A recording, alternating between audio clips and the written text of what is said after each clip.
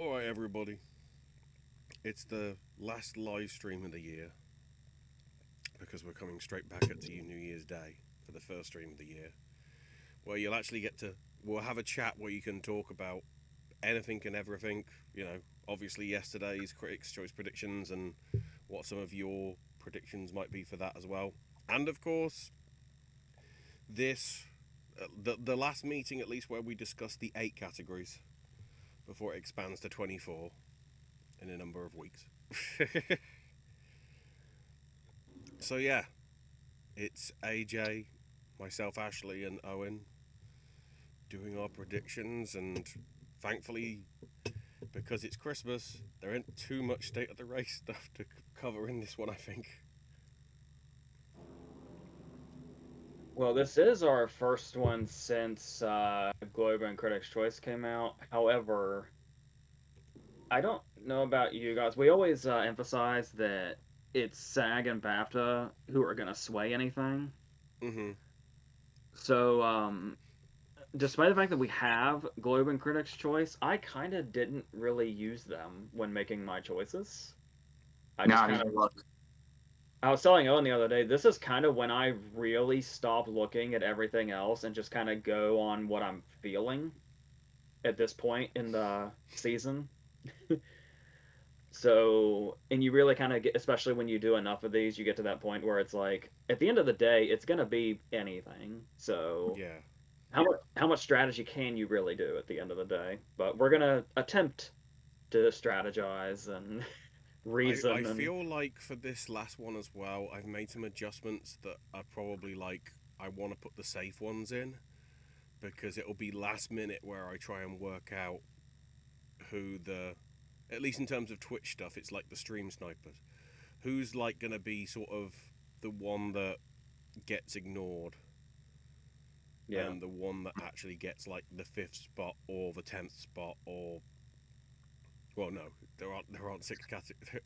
It's not like the globes with a 6 unless there's a tie. But yeah, I've tried to go with the ones that are like maybe more safe than I would do previously. At least with mine, I know at least with one I haven't changed anything. There is literally one category that I changed nothing. Everything else remained Yeah, completely changed. Not completely changed, but at least one tweak here and there. There was a change I was going to absolutely make at the last minute, and then I changed something else in my predictions, and it caused me to change that original thought process. But it's in the back of my head, so if I want to go that route later, I can. And something I forgot to mention when I was talking about I don't really look at stuff at this point in the season. I just go with what I feel like it feels like. Mm. A lot of that comes from the fact that we've seen the movies now, so at least most of them. So yeah. I've still got I to think wait. we both. I've still got to technically wait till New Year's Day for Marty Supreme. So, although my local place, well, I can't say my local. Well, I guess it's one of the local ones that's near me. But considering it's also, you know, kind of has ties to Shakespeare, shall we say? I'm surprised they didn't do an earlier screening of Hamnet there to sort of tie into the fucking thing. I But am they had their screening of that tonight, which I don't think opens up here officially until the 9th of January. I am I'm 3 away from being able to say that I've seen the major contenders. If Jay Kelly ends up doing something, I'll have to cross that bridge in February because that's how that works with Netflix movies. No Other Choice I will be seeing in January. I know that for a fact. And obviously, there's it was just an accident, which doesn't have a date right now. So, and the stuff like Train Dreams that's hanging out there, I don't have access to that either. So, eventually, I'll get to see everything. But everything that is like super major, basically, with the exception of like it was just an accident, no other choice. I feel that I can very proudly say I've seen at least once. Hmm.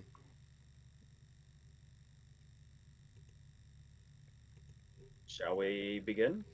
Yes. Might as well. Off to Adapted. So Ashley said something a second ago about trying to figure out which are the ones that are going to end up being ignored. So I feel like that's a good segue to bring up that there is a movie I decided that I've had for quite a few things throughout the season that this time around I have decided to drop entirely. I've made one decision on that. We'll see how it goes, but that starts in this category, adapted. One battle after another misses. Holy shit. Do not even say that out loud, because now that somebody has heard that, even if it was in jest, it's in the back of their head. God, can you imagine if that happened? It would actually suck now that we love the movie, but but it would be insane. Especially if it was for something like That'd be Frankenstein. fuck you, Sensei. It'd be flip it. Well, Owen, nice segue. I know. All right, so I have dropped Begonia entirely. Oh. I really was trying to hang on to Stone, and then something shifted. Also, by the way, worth noting, we are at a point to where our last prediction video isn't going to be that far away. It's going to be like right before nominations morning. So this is also the video where I kind of feel a freedom to be a little reckless. Mm-hmm. Because if I have to change something, I'll just do it in a couple weeks. Yep. But yeah, so in my reckless way about it, I've dropped Begonia entirely, which leaves my adapted lineup at Frankenstein, Hamnet, One Battle After Another, Train Dreams, and Wake Up Dead Man. Wake Up Dead Man has been pretty absent throughout the season, but I think Glass Onion was too. Mm-hmm. And Wake Up Dead Man still has a lot of love and a lot of acclaim behind. I'm worried about it. So the only change I made was dropping Begonia and putting Frankenstein in there. Because I know a lot of people are really jumping on No Other Choice lately. But I don't know, that thing with Park Chan-wook and the WGA is hanging over me, where it's like, what went on there, and are people holding grudges? And the fact that they completely snubbed Decision to Leave just very recently as well. I don't know. There's a lot of things making me just not feel No Other Choice as far as how the industry might feel. So that's pretty much all I have going on here, I think. So yeah, Frankenstein's love continues to grow, interestingly, but yeah, that's where I'm at.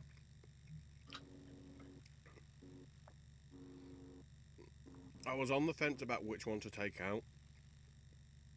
Luckily, I've sort of gone the other way for now. I've removed Frankenstein, kept Begonia in.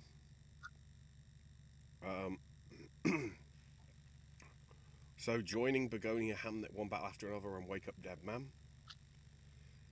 which could be a risk, but depends to see how it goes in terms of if it's WGA eligible, which we won't find out until way too late. I put Train Dreams in here. I finally moved it in, and I think there's a chance it could be sort of the fifth one, depending how it feels with Begonia and Frankenstein and whatever, and how that flips about. So maybe No Other Choice if you were going to go for a foreign entry. So yeah, just the one change for me. Yeah, personally, I'm pretty comfortable having Train Dreams here. Mm-hmm. Like I didn't even really think twice about it.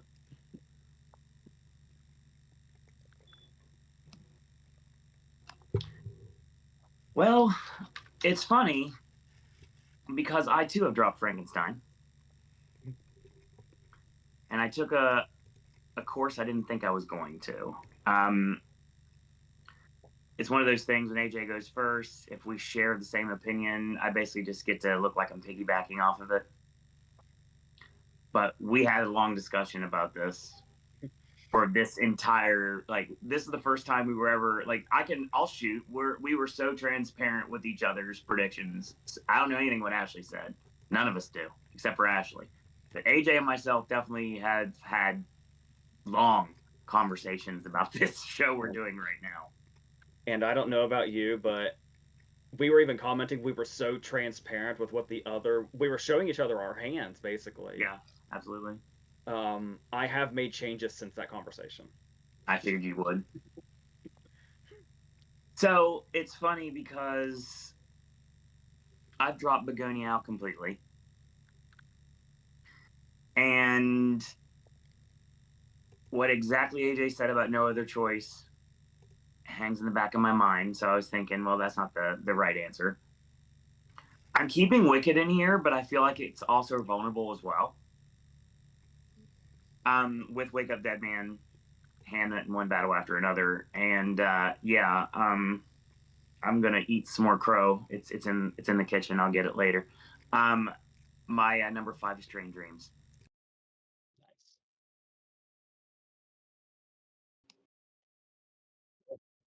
Nice. Okay.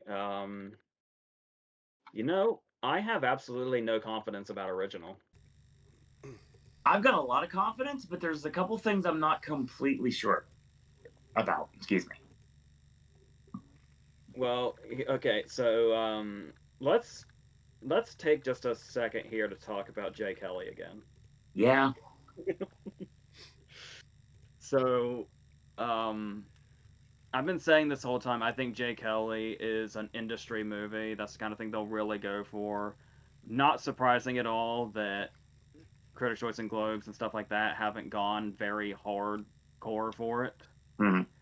So I think it did get in Critics' Choice's picture lineup, which is something, but whatever that means to you. Sure. But I've been saying that I've just been holding out to see what the industry says about it, and the conclusion that I came to was that I was going to stick with it.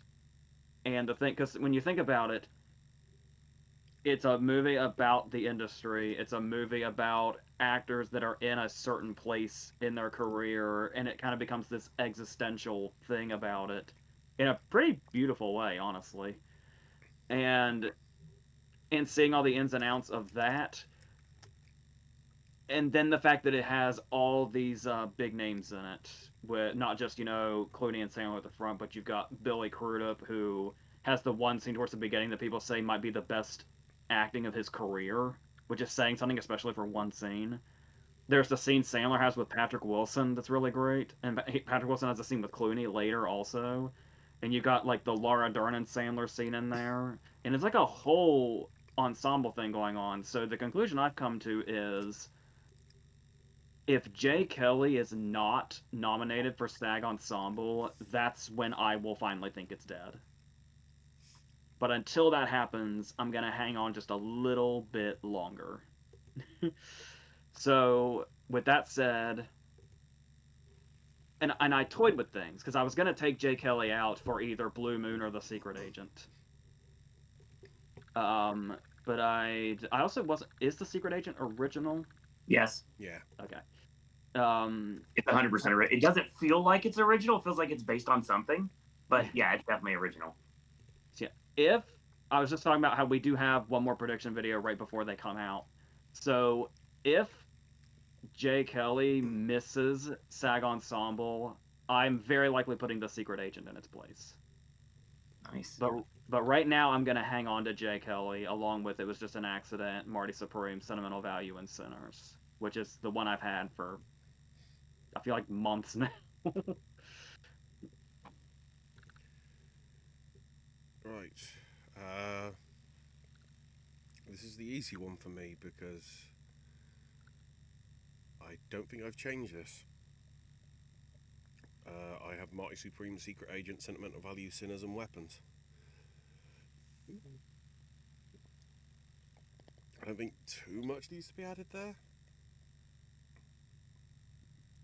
It's interesting though that we are going to get 2 foreign language entries within the same category, yet alone spread across the 2. I mean, with no other choice, it might be 3. I don't know. So, and plus, if it was just an actor that wants to come in, then we got 4, and then it's like, okay, foreign language has taken over.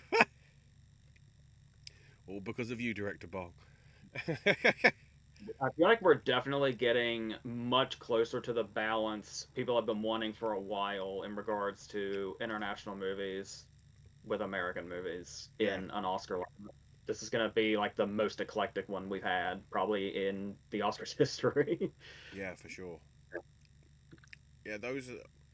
I didn't feel too much need to change there because obviously I dropped J. Kelly out last month. I'm willing to sort of give it the benefit of doubt and probably go in, possibly at the cost of weapons, which would be a shame. But yeah, those are my five for that for well again for this month. So I was really close of doing something in this category that AJ somewhat alluded to, but I didn't pull the trigger on it. It would have also involved doing something else, which is funny because I ended up pulling the trigger on this for the rest of my predictions, but it was for a different movie. But in order for this to happen, I feel like somebody's got to start getting some buzz in supporting actor, which it's too packed. And as much as I want it, and as much as I know AJ wants it, I don't think it's happening. So I went back on what I was going to do, and I kept It Was Just an Accident, Marty Supreme Sinners and Sentimental Value. I also dropped J. Kelly. I've not seen it. I have no way of seeing it. And if it doesn't get nominated for picture, I probably never will see it. I don't like that, but that's just how it is. Thanks, Netflix. Um, but I bumped J. Kelly for something else. I don't want to reveal my hand too early, but I'm sure longtime viewers will know there's a method to my madness, and there always has been, whether it's right, wrong, or makes any sense until we get to the final reel. I have replaced J. Kelly with weapons.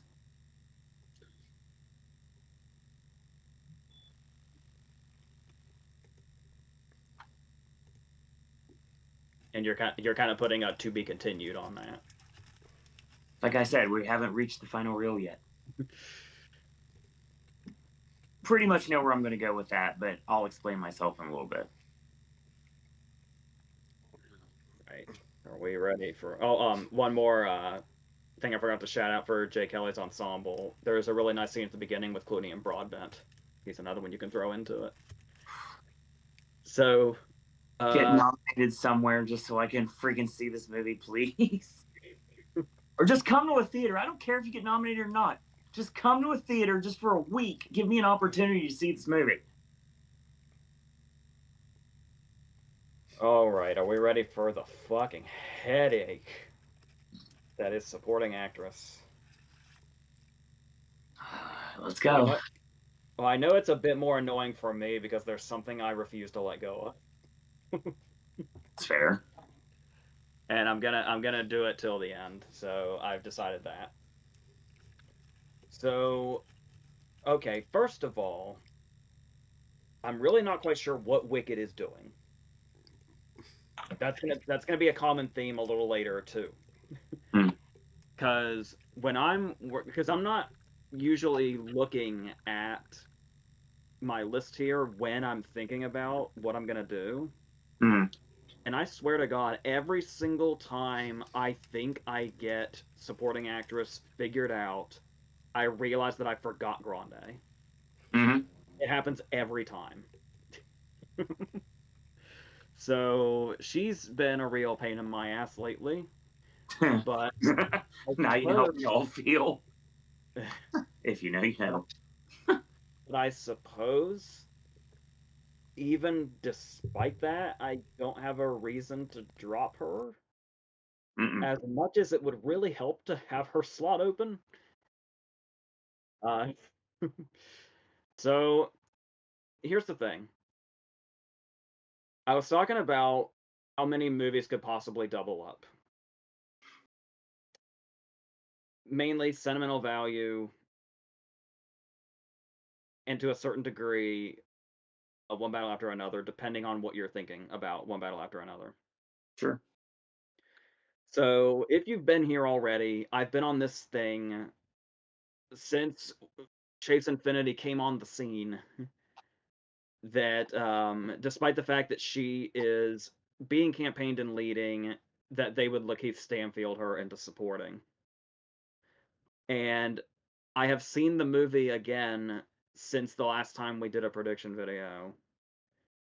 And I now feel this more than ever because you could say what was going on with, you could use it as an example of what was going on with Michelle Williams for the Fabelmans. But I feel like Michelle Williams was on enough of a line that if somebody said she was leading, I'd believe it. If somebody said she was supporting, I'd believe it. Certainly. So when she got into leading, I didn't think there was anything particularly egregious about it. I cannot fathom a single alternate universe, a single alternate timeline, any world in any sort of parallel realm where Chase Infinity is leading in one bite after another. It just does not compute. I don't. And we were arguing, oh, she kind of becomes the lead in the third act. But again, after having seen the movie again, no, the third act is pretty split up. everybody's still in the cards in the climax for most of it. So I'm gonna stick with this. They're gonna shove Chase Infinity into supporting anyway thing.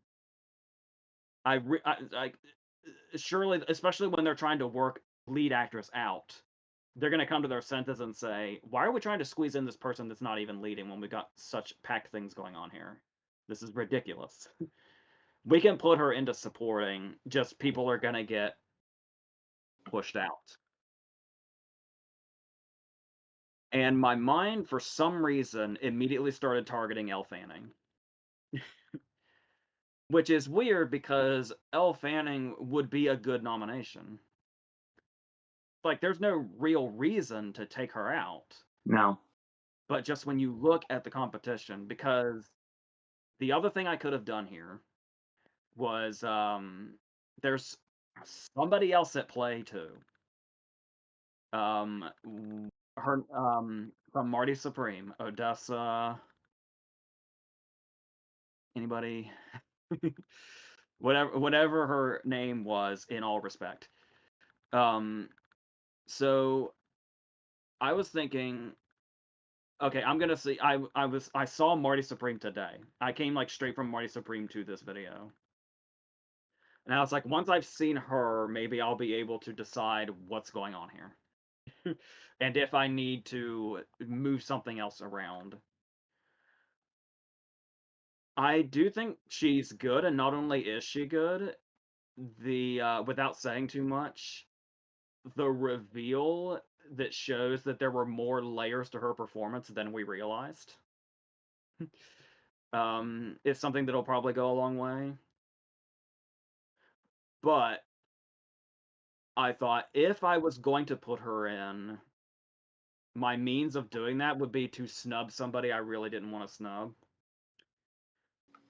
I know we've talked about the fact that the supporting actress race right now appears to be Amy Madigan and Teyana Taylor. There's some people thinking Grande for some reason. I don't know why, but the race in reality seems to be Madigan and Teyana Taylor. But we've seen stuff before, like with Madigan's performance, the kind of performance that it is, and the type of movie that it is. We saw an award season where Toni Collette got a shitload of awards for Hereditary, and then she didn't make it. Now, mind you, Madigan has gotten significantly farther in these big ones than Collette. Collette wasn't in like any of these, if I remember correctly, just like critics awards. But as much as I hate to say, because she'd be my personal choice to win, quite honestly, if I was choosing myself. But I can sadly see a world where Madigan ends up snubbed because of the kind of movie she's in and the kind of character that it is might not be an Academy thing at the end of the day. But I decided I didn't want to do that, so I didn't put Odessa in. So, like I said, sacrificing Elle Fanning because there's no other choice. That's the way this category is. This is like the 2009 season where we kept saying "up in the air" and trying to avoid the pun, but like it's there. Yep. I remember that very well. I've probably been talking for 20 minutes now about supporting actress, so I guess I should just tell you that what I've landed on in this clusterfuck is Ariana Grande for Wicked, Chase Infinity for One Minute After Another, Inga Ipsodder The Lost for Sentimental Value, Amy Madigan for Weapons, Teyana Taylor for One Minute After Another. I found the great equalizer. I found a video of Inga saying her name. I was like, that must be how you say it, because that's how she says it. So, and Woman Masaku, by the way, is hanging out. like she's kind of on the outskirts here, kind of waiting to slip in somewhere, I think. But Grande, Infinity, The Lost, Madigan, Taylor, that's where I've landed.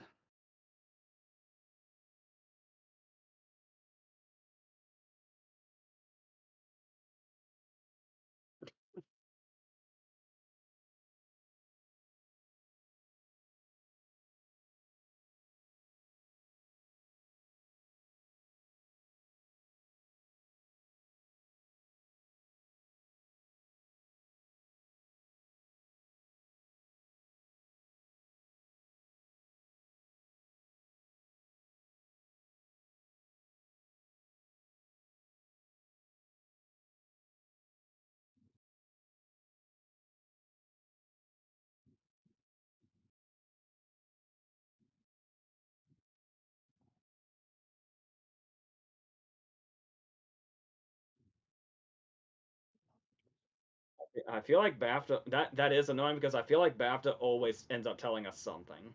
BAFTA always has an answer hidden somewhere.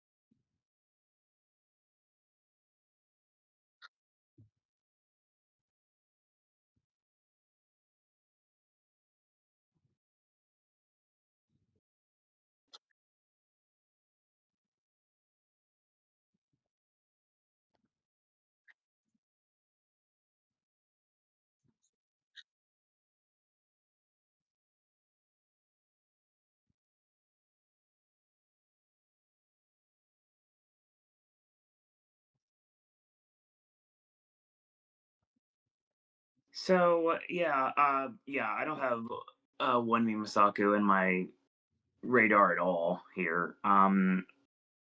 She's definitely a dark horse for the fifth slot, and I'm not doubting that's a thing. But I'm not going that route. I can't at this point unless I'm forced to. I also, in the long conversation I had with AJ, decided that as much as I don't want to do it, Elle Fanning's expendable. At least right now. So Teyana Taylor and Inga Lilias and Amy Madigan and Ariana Grande are all obviously locked for me. Odessa Azion is in this spot for me. I really feel like at this moment, I'm not overly confident about saying this, and I'm not trying to make it as an absolute because don't quote me to say that I'm saying something I'm not. because it's already happened once today. So we're gonna get away from that. Um, and there's no absolute here. It's just my gut feeling. Marty Supreme took Hamnet's spot in the third slot at what could possibly win picture, at least at this moment, and I feel that like heavily. Um, so I said in the 2012 season, talking about the artist, talking about Berenice Bejo, and I thought that she'd run along, and didn't necessarily work out the way I thought it was going to.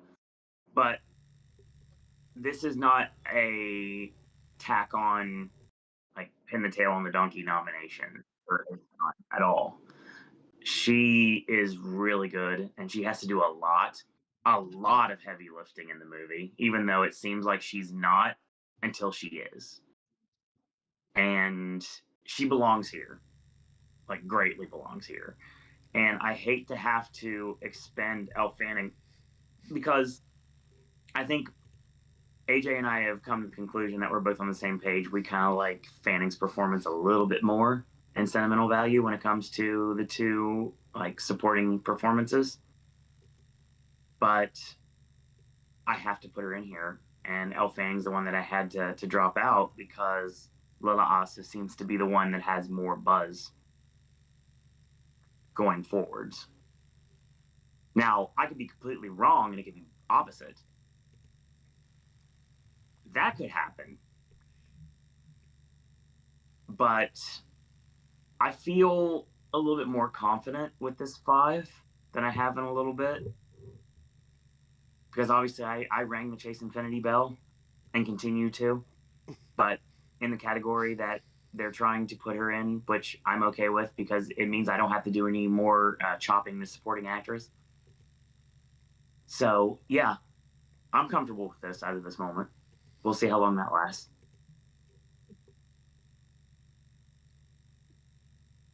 Right, I need to do some clarification.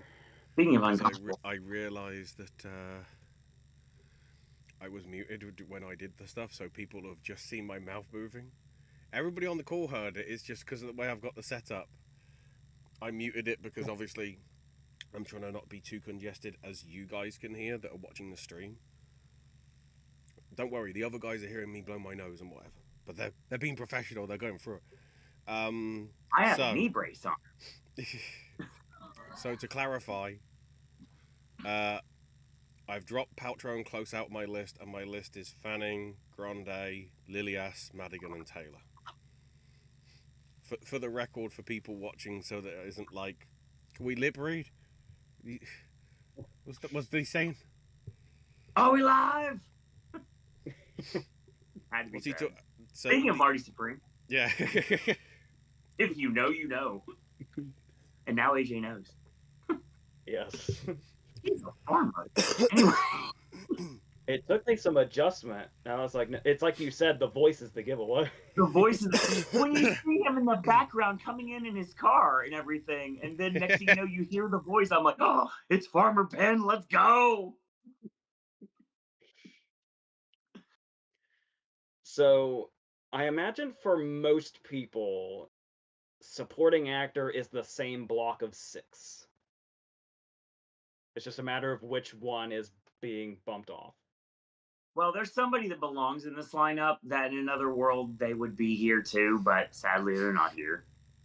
I do wonder, I'm not going this way, but I'll go ahead and say this now. I do wonder if the industry might try to bring Delroy Lindo back. We've talked about Delroy Lindo as a surprise nomination. That seems like SAG stamped, like hardcore, if that goes that route. Well, we do have the other 6, probably most of us are looking at. Yes. By most of us, I mean not just the 3 of us, but anybody watching this too. That's true.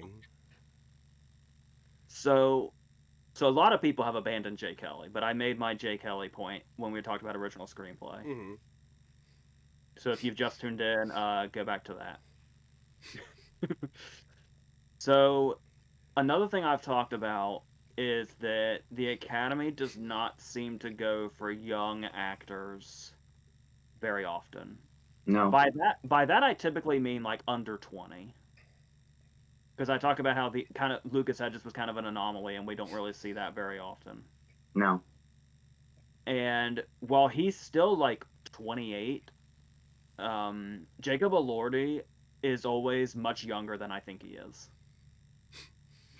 I keep thinking he's older than Chalamet. Chalamet's 2 years older than him.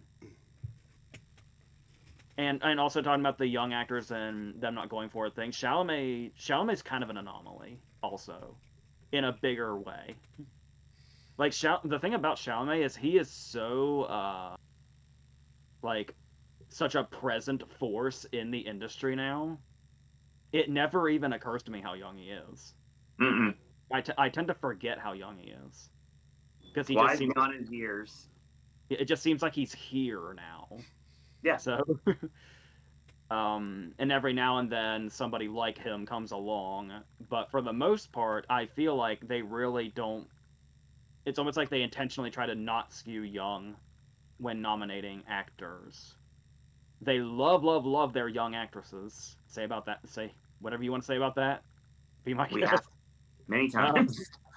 All of us have. We are the internet, after all. But isn't Chase Infinity like 21 or something? Yeah. But that's gonna break the mold soon. So even though I don't typically mean like 28 when I say young, still Elordi's pretty young. Okay. And you compare him to his competition, which is Sandler. Yes. Like I said, I imagine most people have it as Sandler and Elordi for the 5th slot, and that's what we're all working with.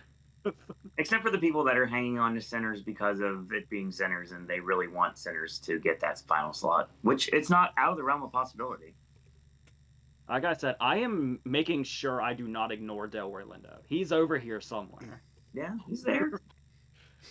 But the thing we've been saying all season was everybody still talks about Sandler's Uncut Gems snub. Obviously, Uncut Gems is still going to be fresh in people's minds when they watch Marty Supreme. They're going to be like, "Whoa, this feels kind of familiar."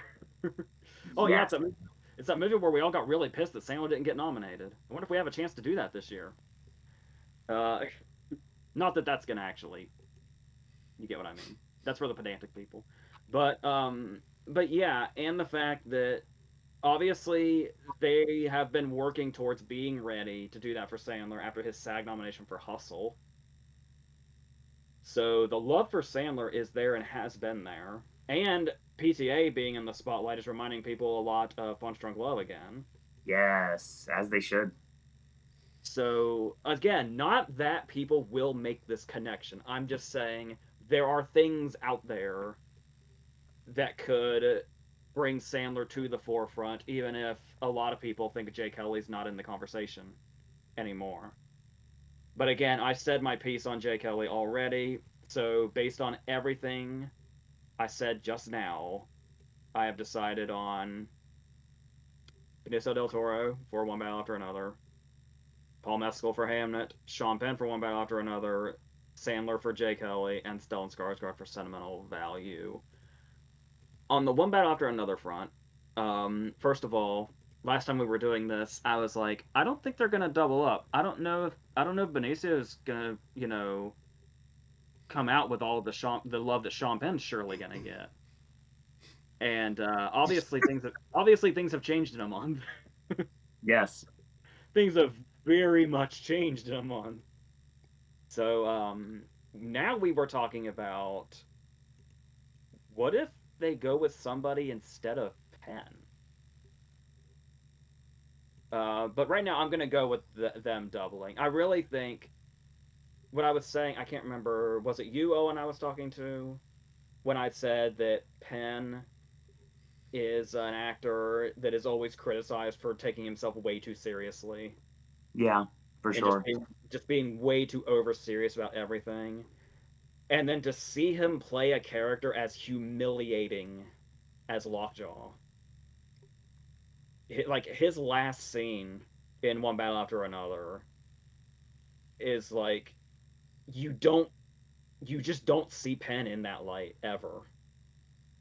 So pathetic and vulnerable. and you as an audience member are laughing in his face. For sure. And I would like to think they'll appreciate that and they'll respect that. So um, yeah, that's my five. I'm going Sandler over Lordy, and I'm kind of feeling like Delroy Lindo's hanging out over here waiting for a slot to open up, which could be the one we're talking about. It's But possible. I'm not saying Elordi is out of the conversation by any means. I've structured this conversation to say no, Elordi's right here. It's just a matter of who's gonna step over the line first. They're all at the line, just which one is gonna get the step first.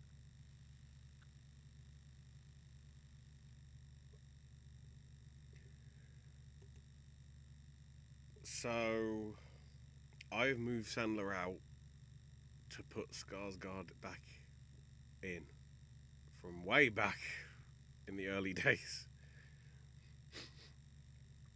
That's my only change though.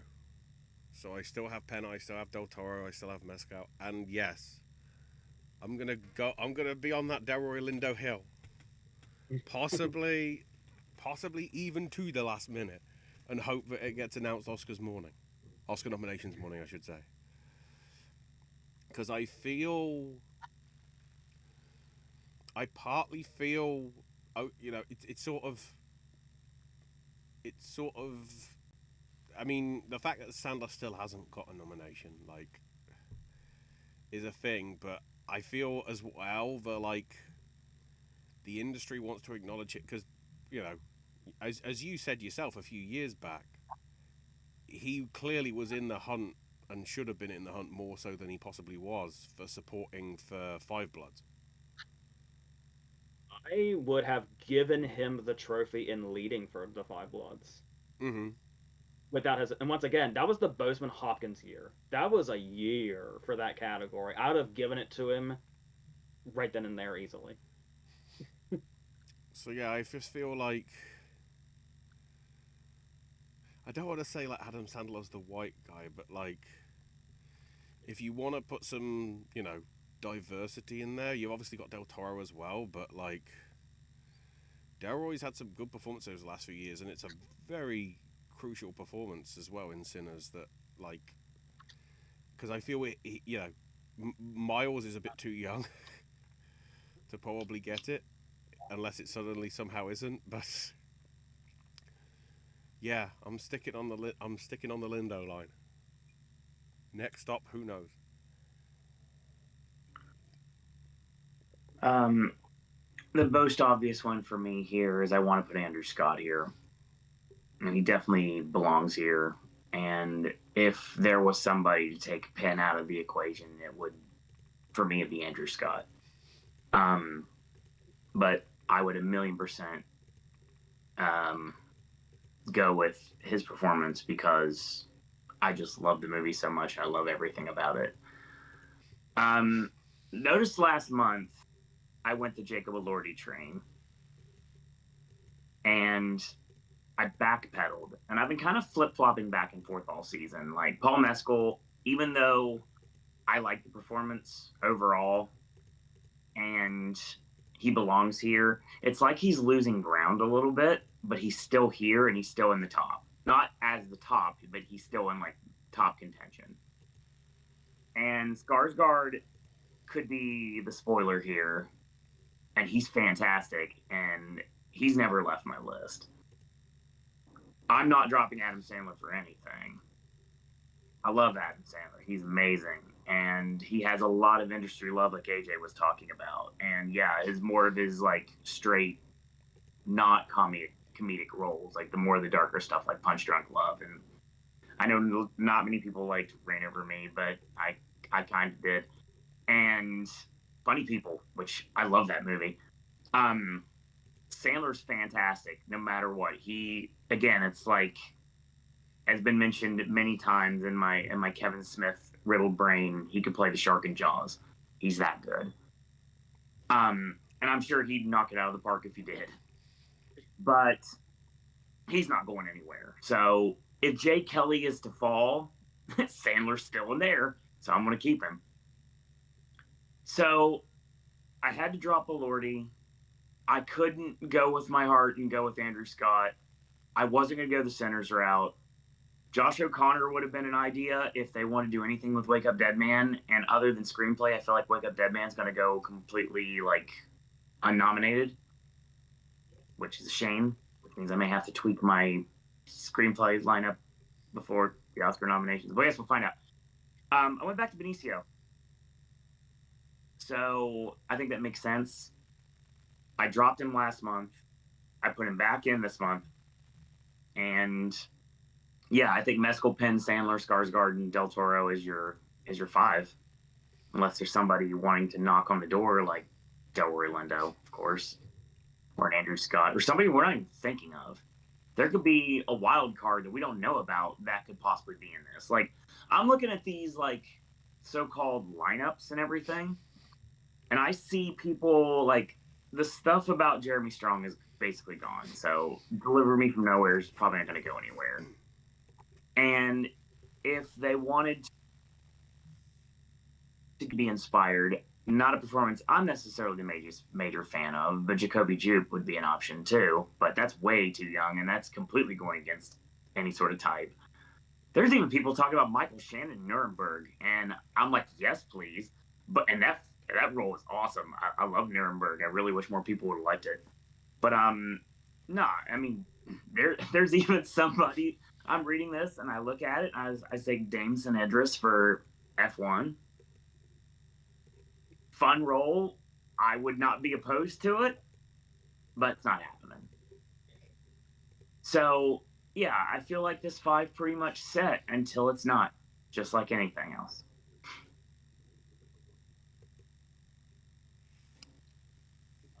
And another thing I didn't mention is I think Paul Mescal is another one of those people that is younger than I keep thinking he is. Probably. But I don't know. Okay, so here's another busy one. He's 29. Really? Yeah. Yeah. Okay. Yeah. I can say for sure now he is. Oh, he's younger than I keep thinking he is. Okay. Yeah. So, oh my God. So it goes Elordi, Mescal, Chalamet, from youngest to oldest. That's kind of crazy. Okay. So actress. If you're just tuning in, I went through my Chase Infinity thing and supporting actress. So, okay. You remember what I said about Grande? Now it's like when I try to figure this out, I keep forgetting about Grande, and then I try to think like, where the hell even is Wicked in all this? Is it prominent? Is it not? Anybody? Anytime it seems like it's brought up among industry people, they're raving. Yeah. And obviously it comes up a lot in the roundtables and actors on actors and all the other stuff. So, and we saw how it performed at SAG last year with Jonathan Bailey getting a SAG nomination. That's how much they loved the first movie. So clearly they seem to love Wicked in general. Mm-hmm. If you think it's comparable to say if they went for the first one that hard, they'd go for this one too. Which I feel like could go either way. So the big question mark, one of the big question marks of many, is Arrivo still here? Which to some people might seem like a no-brainer, and they'll say obviously. But I've heard the other conversation too. Especially when we have a category this busy. And keep in mind, I'm saying this category is busy when I've already ruled out somebody that most people have in because I put her in supporting. So even with that open slot, he's staring right at me when he's talking. I have concerns. So here's what it is. I really thought that Emma Stone's really having a moment with the Academy. And so it's like, well, even if Begonia does nothing, maybe they'll keep her anyway. I could still genuinely see that happening. But as I said at the beginning, I went ahead and decided to drop Begonia entirely. So next in line is probably Amanda Seyfried. And I've been kind of on the fence about that. It's like, is she coming into this too late, or is she coming in at just the right time? But then the idea came up actually during our last live video that Ann Lee underperformed for shortlists. Mm. So I took that into account, and I thought maybe I won't do the Amanda Seyfried thing yet, which left me one other person. So I have I have Jessie Buckley for Hamnet, Rose Byrne for If I Had Legs I'd Kick You, Cynthia Erivo for Wicked. I brought Jennifer Lawrence back. Hell yes. I wish I could. and of course Renata Renzo for sentimental value. So yeah, and that's what I feel like is going on as somebody that is not considering Chase Infinity here, and my head still hurts. So even if I wanted to do, because here's the thing, this is what I was telling Owen when we were talking about it before, was had I not been able to fit Chase Infinity into supporting, which I barely did, I would just say she's getting snubbed entirely, despite the love for the movie. Because again, looking at how packed the category is and seeing the movie with my fucking eyes, Chase Infinity and leading just does not make sense. And surely to God, when they are voting, that will occur to them when they realize all the things going on here that they could do. Again, they saw it with Stanfield. I know he's an easy It's an precedent. anomaly at this point. I think I know. Stanfield is our exception, but I feel like there's a reason why it's only happened once. And Judas and the Black Messiah was 2020, and nobody was in their right mind in 2020. But still, and the thing though is that Stanfield was maybe one of the biggest cases of category fraud ever. This would be them righting the wrong of where she's campaigning, of where they are campaigning her. So they could do the right thing and put Chase Infinity in supporting, No. and leave room for a Jennifer Lawrence or an Amanda Seyfried or an Emma Stone or whoever the hell else is here that I'm probably forgetting. I'll bring them up. Don't worry. So yeah, honestly, I have more. I right now I feel more confident in Lawrence than I do Erivo. Weirdly, but we'll see what happens with Wicked. Maybe they'll love it just as much as they love the first one, and everything's fine. They clearly love Erivo in general, so that probably helps a lot too. But yeah, Buckley, Byrne, Erivo, Lawrence, Rensva, that's where I'm at right now. Yep. I've actually moved out Seafried and Erivo because I kind of want the fact that the fact that she didn't make it in for Critics' Choice, and the fact that there's a lot of the stronger competition going against her at the Globes as well. Um, I'm wondering whether Erivo has a chance to actually make it in, possibly, just because of the sentimental value sort of deal, which shows off my hand for at least one of the things.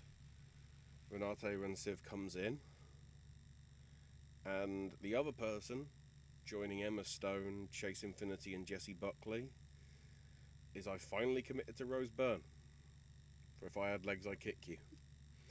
The amount of attention, at least over the last 2-3 weeks, with the critics things, putting her at least either runner-up or winner, shows she deserves to be in the 5 now, for me. So, which is good to see. that it's not a pleasant movie to watch. Hmm. As someone that's had to sit through it twice, and the performance is not pleasant to watch, but it's not designed to be. She belongs here, and if she misses, that's going to be a travesty. I don't see that happening though. I'm okay with category fraud this time around because it helps my predictions.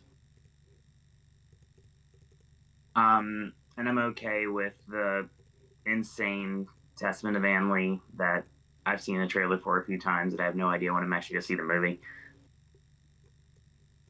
And unlike AJ, I've liked Cypher for a while now. I've been a fan. I still am. She had a movie earlier this year that I enjoyed called Seven Veils that I will 100% defend. I really like The Housemaid a lot. The Housemaid's just bonkers in all the right ways, and 90sthriller.com, and it was just like, give it to me. It was like, right now I need this in my life. Like all like the period pieces and the thought pieces and everything. It's like all the doom and gloom and everything. I just need some sort of a crazy 90s thriller, and I was like, yes, please, let's go. I don't hate Sydney Sweeney like some people did. I thought Christy was fantastic, honestly. And again, if she didn't done her own party, personally, I feel like she might be in somewhat consideration here. I'm going to go to bat for Kate Hudson here because I love her in Song Sung Blue. After seeing it for a second time last Friday, I immediately will jump on this performance, especially because it's more than meets the eye, for sure. Because when you watch the trailers and you get the idea of what's going to happen, and then you see that one scene that everybody knows is in the trailer, and you don't know how far it's going to go and what the direction is to go after that. It's just, she has a lot of stuff to do in the movie, and plus, I'm a big Almost Famous mark, so it was really nice to hear her sing again. So, and she has fantastic chemistry with Hugh Jackman, which another person I really wish would get some sort of credit somewhere, but he's not, and it's a damn shame. It really is. I never thought I needed Michael Imperioli to do Buddy Holly in my life, but yeah, that's the thing that happens. I enjoyed that. I love this movie. I don't care. Song Sung Blue is one of the best movies of the year, and you can fight me if you don't like it. I love AJ's idea about putting Jennifer Lawrence here. Her performance in Dime I Love was great. It's a nice, insane movie that I really didn't love, but I love the performance. It's like I felt about Rose Byrne. It does feel like a good accompany piece, though, to Mother. Like I didn't see it, though. The insanity of Jennifer Lawrence. Well, to me, Jennifer Lawrence is very familiar from the best movie of the 2020s decade. So that's another story for another time. Amanda Seyfried is here, and Renata Reinsve is here. Chase Infinity is still here. Rose Byrne is still here. And I'm not stupid to get rid of the front runner, so Jessie Buckley is still here. Is this going to be what four ladies are jobbing to Jessie Buckley on Oscar Sunday? Who is going to win the participation trophy? I'm glad you brought it up because I wanted to bring something up and then I just forgot in all the chaos. It's me we're talking about here. Of course I'll bring up something that leads to something else. I also have seen Song Sung Blue since our last convening. Oh, we haven't talked about this yet. This will be something the first time I've heard you talk about Song Sung Blue. Yeah. First of all, I pretty much echo all of your sentiments about it. Hell yes. Love that movie. Especially the fact that it's a real bummer that Jackman's not more present.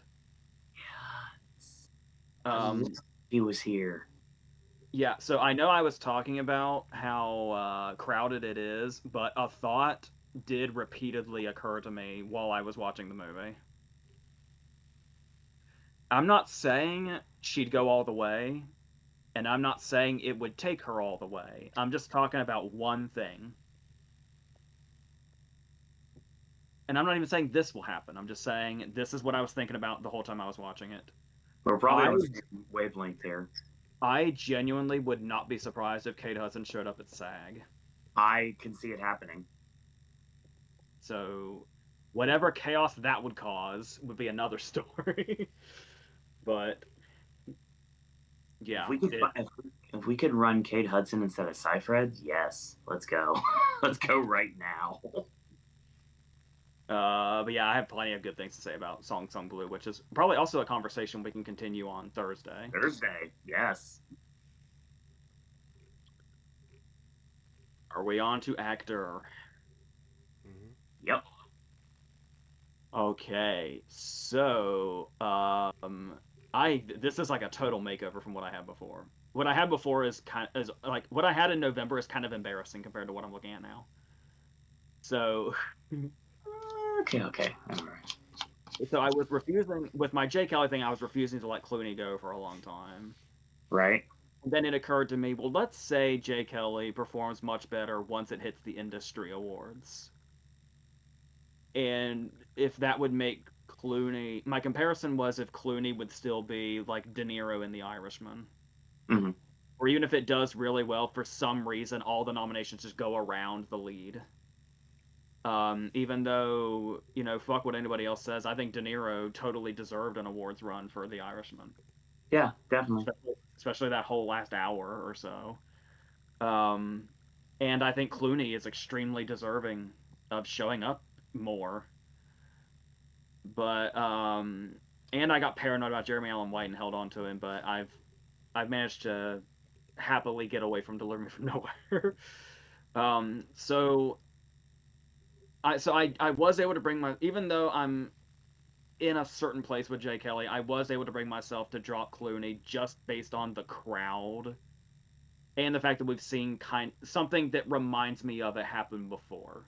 What's happening with him now? So that managed to get me to talk myself out of Clooney, which helped a lot because a couple of slots are open here now, and there's a lot going on here. And we've been alluding to this since Critics' Choice came out.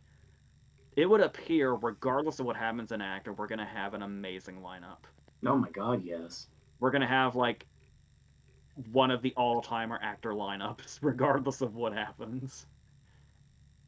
And one of my favorite actors is in contention here now with Ethan Hawke in a performance that I love so much, It's one of the best of the year for sure.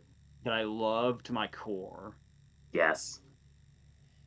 And I've been saying I really want to see Jordan in this, even though I haven't been predicting him yet. And he's been making himself known. And the more Sinners is still continuing to build. It's like, I guess maybe I should think about the fact that we're actually heading in that direction. I hope. I know everybody's been ahead of me on this. I've just been worried. Like, I want it so bad to happen. I think it won't because of that. Which is also what I'm worried about with Ethan Hawke. Which is also what I'm worried about with Joel Edgerton.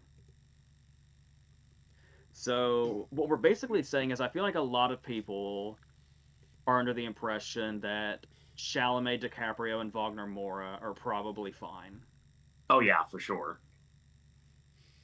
which leaves 2 slots and a few amazing performances that there's only 2 slots for. So the decision that I came to, regardless, my heart's gonna break. I came to that conclusion. No matter who I take out, I'm gonna be sad about it. What conclusion I came to was, it seems like a cool thing the Academy has been doing lately is really focusing on nominating first timers. I feel like every year, the last few years at least, we get like more and more first time nominees. Yeah.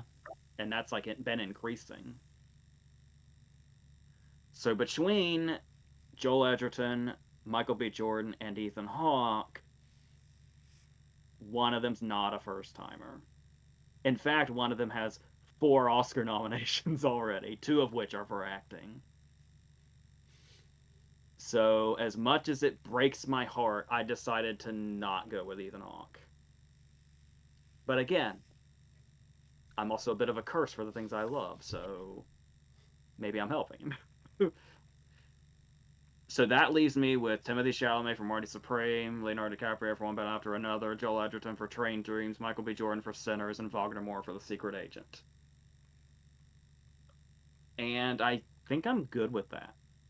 I guess you could say Edgerton's probably more on the outside, but I don't, I've got a nice feeling inside that makes me think Train Dreams will do well, and I hope. So that would be a great addition as well. Plus, Edgerton has had several award-worthy performances by now, so this would be a really good like entry into that Oscar nominee status for him. This performance would be a great way to do that. So that'd be really nice to see. So yeah, and I feel like I'm still missing somebody that's surely in contention, but these five look good to me as they are. So that's what I'm going with.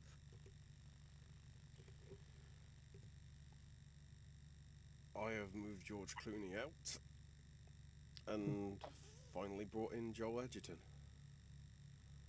So weirdly, my list and AJ's list are the same. I also have Chalamet for Marty Supreme, DiCaprio for One Battle After Another, Edgerton for Train Dreams, Michael B. Jordan for Sinners, and Wagner Moore for Secret Agent. I will stick with Sinners for as long as I can. I can certainly see. What'll be interesting is if it's those five and Ethan Hawke in terms of the six when we get the SAG reveal. Because then whoever does it, if Clooney makes it in because SAG, you then have to wonder the two that are sort of going to miss out, because whoever basically doesn't make it in SAG, if Clooney does make it in, I fear that the train might have gone. If it's Edgerton, there's an irony there, but whatever. So we'll see. I really wanted, and I think all of us, even if we didn't, actually, I think all of us like sincerely wanted Dwayne Johnson to be in this. If this wasn't the competition, yeah. No, I'm just gonna start with that. The ellipses is how I'm gonna roll on. Yeah, Dwayne Johnson, I would like him to be here. We just talked about Hugh Jackman. Yes, a million times yes. I really wish there was more people that dug Sung Blue to bring him into this conversation. So obviously I've got this heat with streaming, and I will continue to have so. But I also bumped George Clooney out. Like I said, I mentioned earlier tonight, I have no idea if I'll see Jay Kelly or not. I guess it depends on what happens. Unless they force me to watch Avatar, which I'm going to be really hateful about.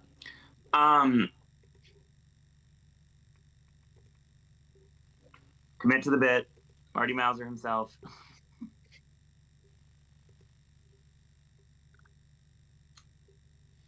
The Chalamet's here. He's great.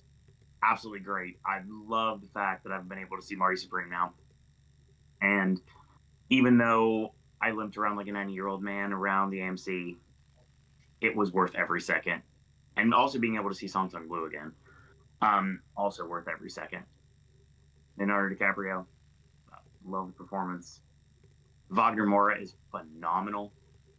I really dug The Secret Agent, and I'm very happy that I've been able to see it. And, you know, it's one of my favorite movies of the year. It's one of the best performances of the year. And you go from the grabber to a performance so dazzling in Blue Moon that I love so much. I'm not going to let go of Ethan Hawke until I have to. He's here. He belongs here. What I did was went back to August. I brought someone back to my lineup that I haven't had as long as most people have. Someone I took out a long time ago, and he's finally back. You never know. In about 9 months, he might be topical. If you put a pin in that conversation, I guess you'll have to wait and see. Michael B. Jordan is now welcome to my 5th slot.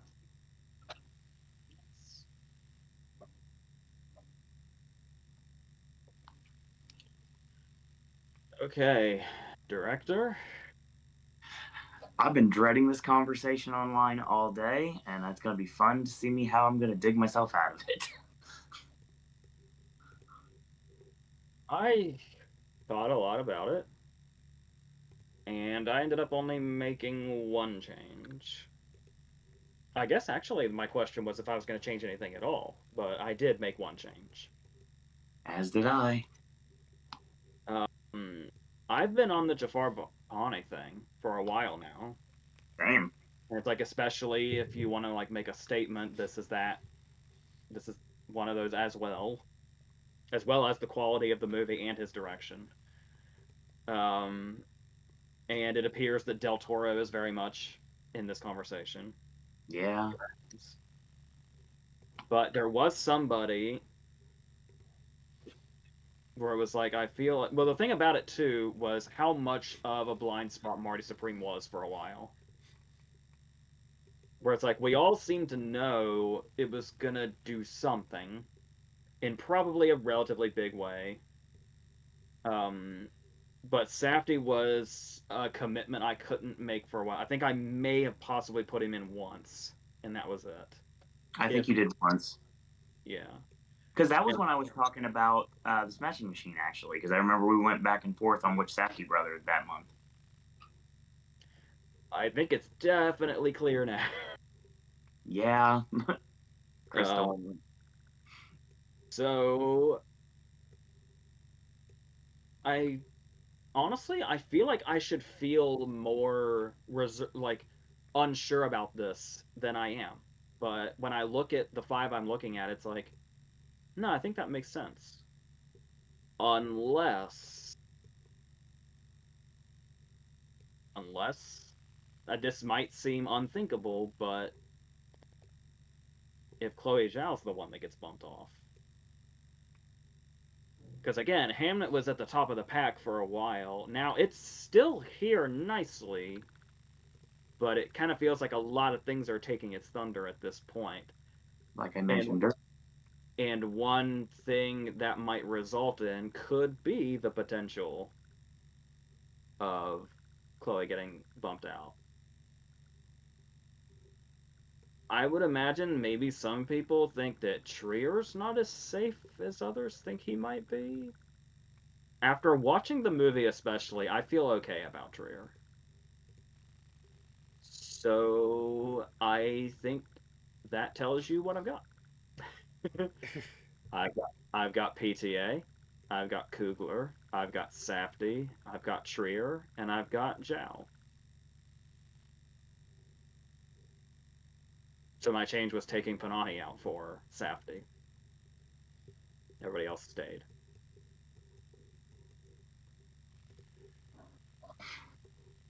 So this is where I have to say we didn't see each other's picks. Because I've moved out Baumbach to put in Joachim Trier. I think for the first time in a while. I think I had him maybe sort of September time-ish. So yeah, I also have PTA, Kugler, Safdie, Trier and Zhao as well.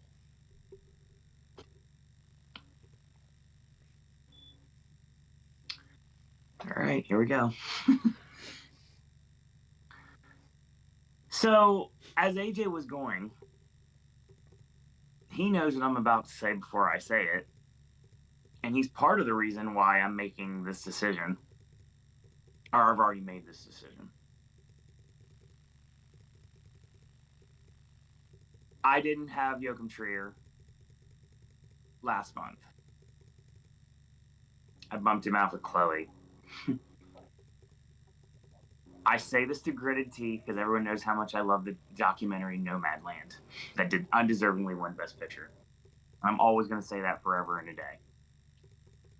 But I won't deny, and I'll give credit where credit's due. Hammett looks fantastic. Very well directed. And I will defend that statement. I don't think I need to because everybody's going to say the same thing. So what do? Well, it was just an accident. Almost got axed in screenplay. And if it got axed in screenplay, I was thinking that Panahi would be axed in director. But I pivoted. So I put Trier back at the behest of somebody else. Now, obviously, PTA is my pick. I'm very happy. This is the year it finally happens. I see no way it's not going to. Even if One Battle does not win picture, I think PTA is winning director, and that's good enough for me. Ryan Coogler is here. He is 100% contending for the victory. And there is no world we live in that Josh Safdie's not here. So I've already said that I put Trier back in. And we talked about Panahi being untouchable. Safdie, Coogler, PTA. I did a lot of thinking, and I know we're about diversification. But what if it's not that easy this year? What if this is the year that I hate to call it this because this is so much more. What if it's just 5 dudes and do good stuff? And that's what I went with. And bump Chloe Zhao out of director. Now, I don't know if I'll stick with that, but the narrative is to be made that it doesn't matter if you're male, female, asexual, it doesn't matter at this point. If you are a good director, it doesn't matter if you're trying to set a quota. It's about good performances on the big screen, being directed by fantastic people. And no matter what, someone's getting snubbed this year. It's going to happen a lot. And just like usual, that's the reason why some of the reactions are not so grandiose. It's because, well, this isn't a surprise because we knew it could have happened. Del Toro can happen. Cameron can happen. Clever Philho can happen, especially if they love the movie that much. And you know, another thing could possibly happen too, but I don't necessarily think that'll happen. But ... AJ, Best Picture.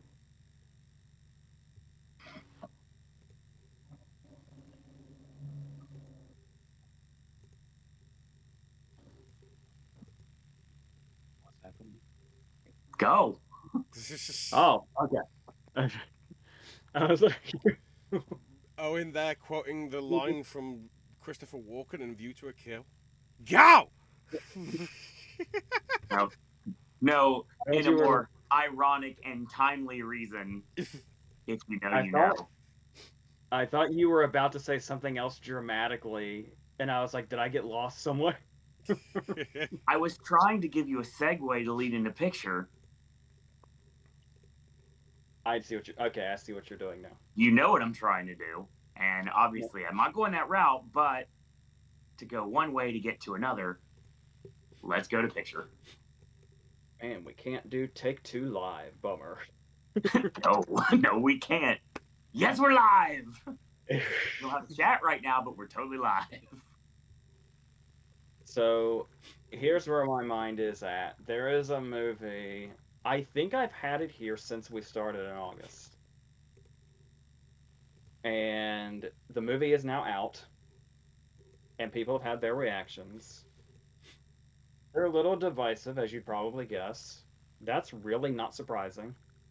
Especially since there are people that just genuinely have it out for this franchise in general. And, like, for some reason, wake up every day begging it to fail for whatever that's going to accomplish for them. I don't know, but You're staring at me again, and I don't like it.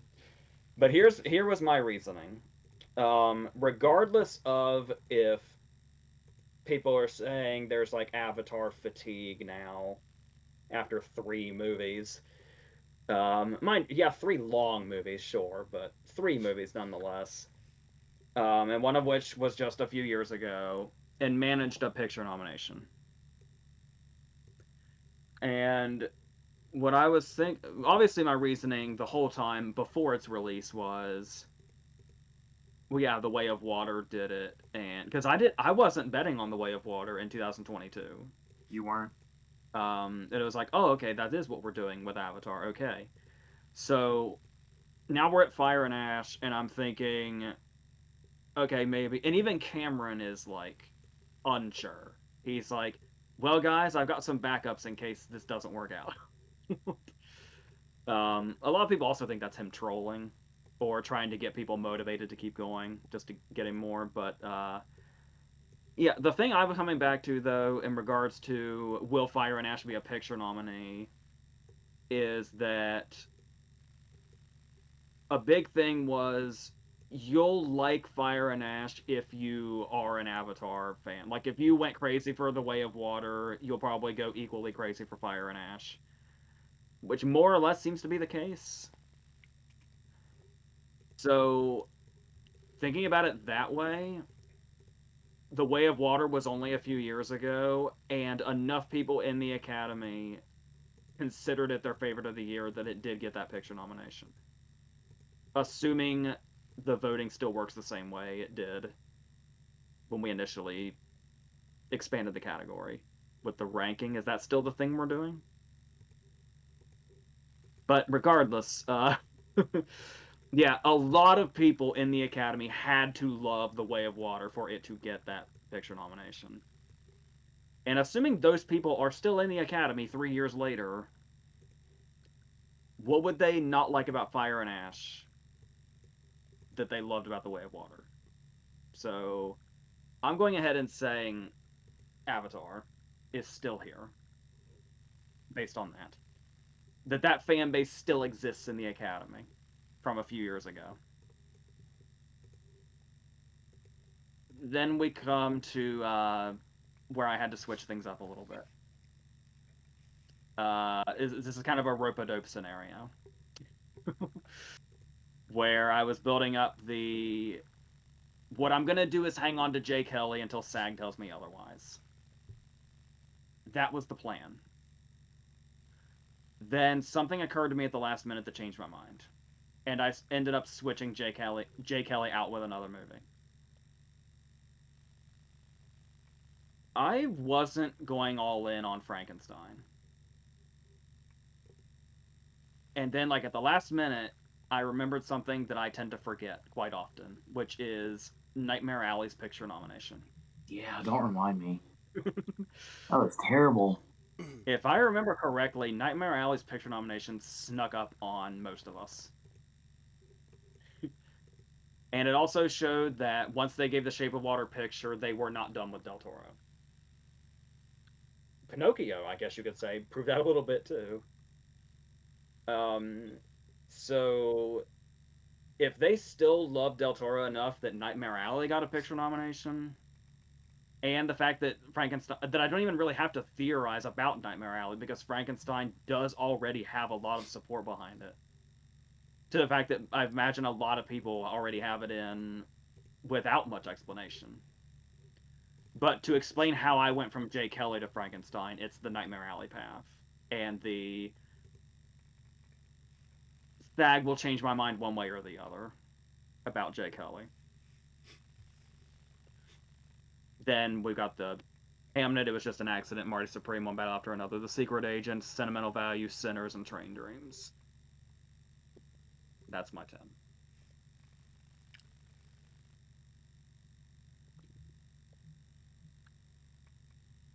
So, the 9 of the 10, I'll say first. So I have Frankenstein, Hamnet, Mighty Supreme, One Battle After Another, Secret Agent, Sentimental Value, Sinners, Train Dreams, which has moved in at the cost of Begonia, I think, and Weapons that I've brought in at the cost of Jay Kelly, just because of where I think it'll go. The one I was on the fence about is, do I keep Wicked for Good in, or do I switch it to Avatar? Because arguably it's these two that are the ones that have done well at the box office, and certainly with Avatar, it's not going to get anywhere in acting or screenplay or directing, I would have thought. But the text will be enough to possibly get it into the 10. I haven't gone with that because I think that's the route that Wicked is taking this time. Because I think the script isn't as good as part 1 was, and it's obviously, at least in my list, only got 1 nomination on the acting front. But I think the enough of the text with your production design, your makeup and hair, your costume, possibly casting as well, it might be enough for that to somehow still be in picture. So there's still something that is a box office thing that the non sort of cinephiles like us three, and obviously you watching because you're watching this, to cater to that market. To some extent, Weapons and Sinners are obviously there as well, but as I said, Sinners feels like on yesterday's video. Sinners feels like an Inception sort of thing, where it's like, this is, you know, this is Coogler being properly at the dance, not because, you know, he made a licensed thing in Black Panther. Even though, you know, I really enjoyed that film. Weapons is obviously also sort of verging on the mainstream stuff because of how well that did. And to some extent, it's good to see both those two being very early in the year releases sticking around in here. It doesn't just have to be stuff that came out right before the deadline. I'm looking at you, Cameron. Then again, it will probably happen. Well, it could happen next year with Avengers Doomsday, depending how that rolls out in 12 months. But yeah, I've decided to stick with Wicked for Good, but I wouldn't be surprised if Wicked misses as it currently stands and Avatar gets its place. I feel it's between them two as the one that basically has all the tech nominations and nothing else, but that's enough of a draw to acknowledge it in the 10.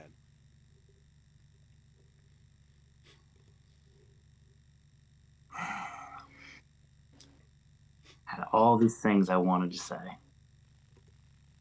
I was building it and building it and building it. Ashley ruined everything.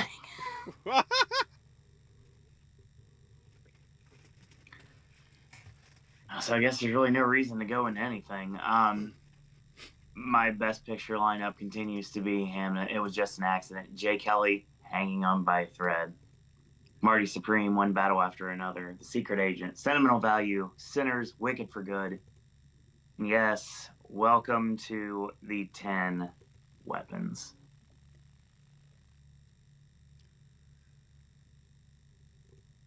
I would love to see that. I'm not betting on it myself by any means, but holy shit, would I love to see that. I have the thought process of Zach Kreger getting a surprise nomination in screenplay. Amy Madigan getting an obvious nomination for supporting actress. And then them reading off the 10 and Weapons being there. And what kind of a reaction it would bring about. Jay Kelly, I feel like, is hanging on by a thread by Sandler's performance alone, honestly. And movies have gotten for one, much less in the past. So there's precedent that's been set. Even though I had to go for Train Dreams for screenplay, I'm not going for it for picture. And obviously, I backed out on Frankenstein when AJ backed into it, so that's kind of ironic. But yeah, I replaced Frankenstein with Weapons. I feel comfortable with Weapons being here. I feel like for horror this year, it's been a great year, and I really love to see, with everybody knowing Sinners is going to get a lot of love on nominations morning, and deservingly so. I truly think Weapons is going to be on that list as well. I really do. And I welcome it because we got screwed with Substance last year, and we don't need to have that happen again.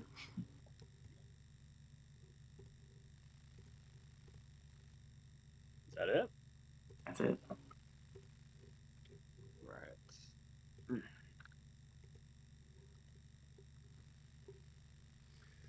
So yeah, in terms of schedule for the stuff, we will be back on Thursday with the chat being open, so we'll be able to see your guys' opinions and chat about whatever. And then next week seems to be a little up in the air in terms of what our schedule is. Somewhere we'll fit in at the least glow predictions. It might be a case where we have to delay our reactions to the Critics' Choice and maybe wrap it into reacting or tagging that on with Golden Globe. You're looking at Thursday next week as of right now. Yeah, Golden Globe review reactions.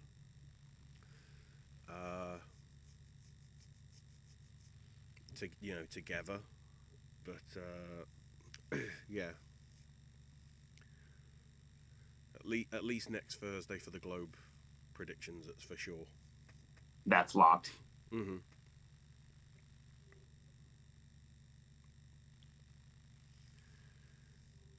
In terms of all the other stuff, I will be uploading at least the Christmas stuff. I never got round to doing the other McDonald's burgers, but at least the Christmas Grinch menu stuff, I'll put that up, and that can be there for you to watch tomorrow as you see in the new year, and drop a ball or whatever the hell it is that they do.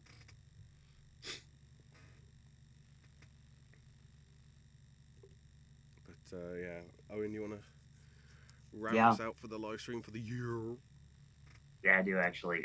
So AJ's content will be returning in 2026, better than ever. So get ready for that in the future. So look forward to AJ content in January. I'm still plugging away. I'm 8 months of content on the channel right now. That's literally on private. So you're gonna get daily content for quite a while, and then eventually we'll settle into a groove where we'll do like a couple shows a week.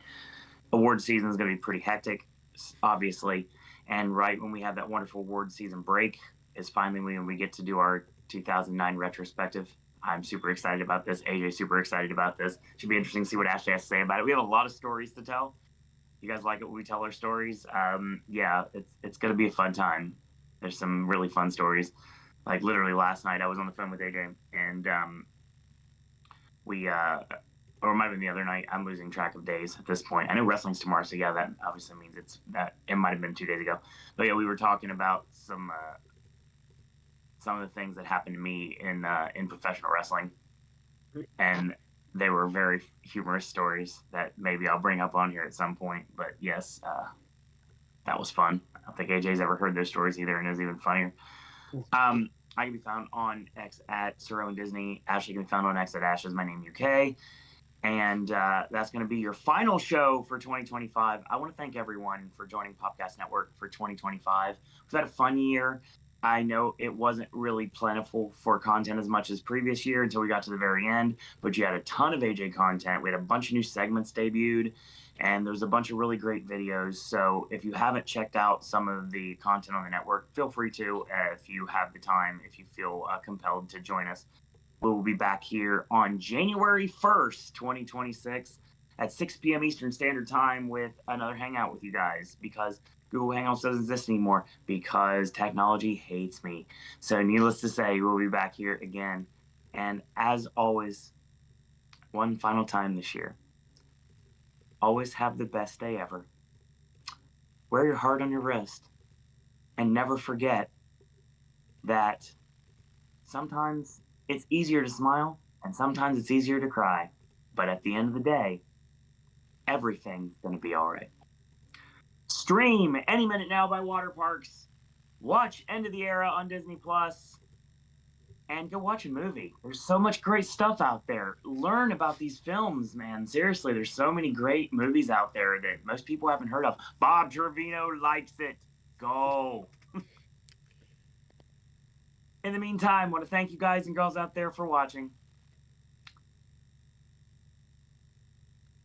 And until next year, boys and girls, 'tis the season.